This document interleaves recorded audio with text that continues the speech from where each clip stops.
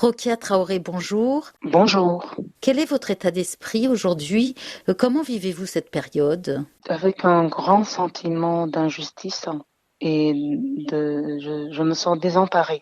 J'essaie de trouver un espace quelque part pour oublier tout ça et ne pas ressentir toute l'amertume que cela cause et la tristesse et arriver à m'accrocher à quelque chose de positif et à un espoir. Puis la prison, même si ce ne sont que 2 semaines passées en prison, c'est quand même un choc. La violence des menottes, on vous parle de la présomption d'innocence, mais en prison, ça n'existe pas. Un prévenu est comme un condamné.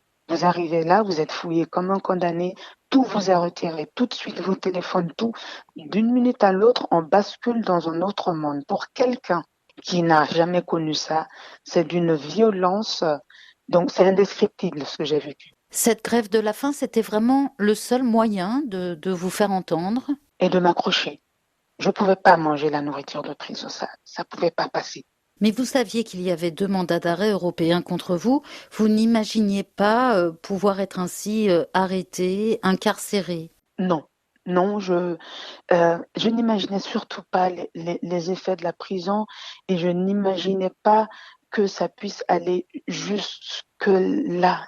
En quoi, selon vous, la justice française fait preuve de racisme dans ce dossier? Je dis la justice belge a été raciste et je reproche à la justice française de cautionner ce racisme en vertu de la coopération judiciaire qu'indique le mandat d'arrêt européen.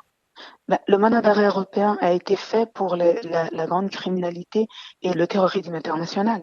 Je ne suis ni un criminel de guerre, ni une terroriste, et la justice belge a fait preuve de racisme. Elle n'a pas été équitable, n'a pas été impartiale, n'a toujours vu que l'Africaine qui vit en Afrique, donc, coûte que coûte cet enfant, nous devons le ramener en Belgique. C'est cela le racisme. Cette affaire, en tout cas, pose sur la place publique le débat sur le combat de nombreuses femmes africaines qui sont séparées de leurs conjoints européens et qui se battent pour la garde de leurs enfants. Oui, et le racisme, il est là aussi. Je ne suis pas la seule. C'est de systématiquement de retirer les enfants aux parents africains. Dans ces dossiers-là, tout ce que dit le conjoint européen est tout de suite pris pour argent comptant.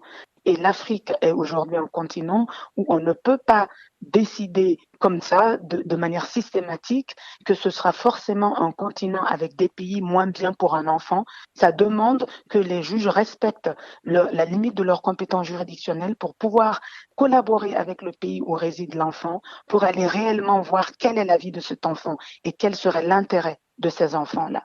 Alors vous avez reçu le soutien de nombreuses personnalités africaines, notamment, mais pas uniquement, celui du gouvernement malien aussi. Est-ce que le président Ibeka a appelé Emmanuel Macron à votre connaissance? Je ne sais pas, j'ai pas cherché à le savoir, franchement, parce que voilà, l'État malien nous soutient aussi loin qu'il peut et ça a été un soutien et ça l'est encore très important pour moi.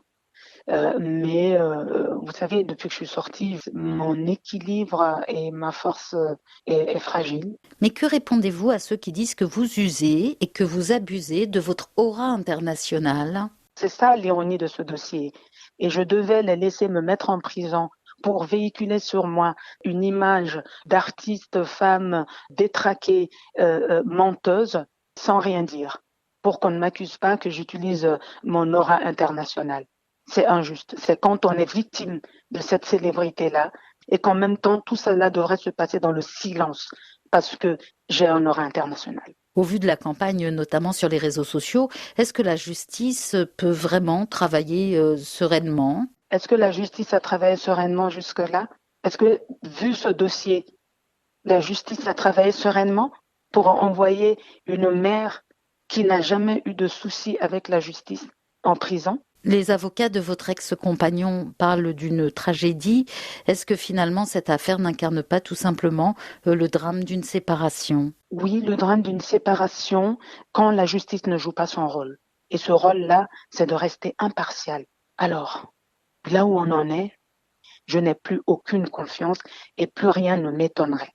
En tout cas, il y a un instinct qui fait qu'on se bat, qu'on utilise ce qu'on peut pour que la vérité soit connue. Et j'userai de cet instant, je m'accrocherai à cela jusqu'au bout. Rokia Traoré, merci. Je vous remercie.